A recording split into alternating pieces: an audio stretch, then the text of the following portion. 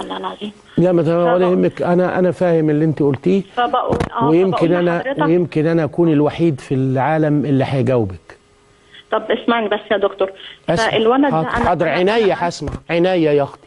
طب سؤال صغير قد كده تنتوفه، انا غلطان اني قلت لك ان انا الوحيد اللي هجاوبك لانك ما انتش عايزه حد يجاوبك وهتفضلي لتاته وعجان.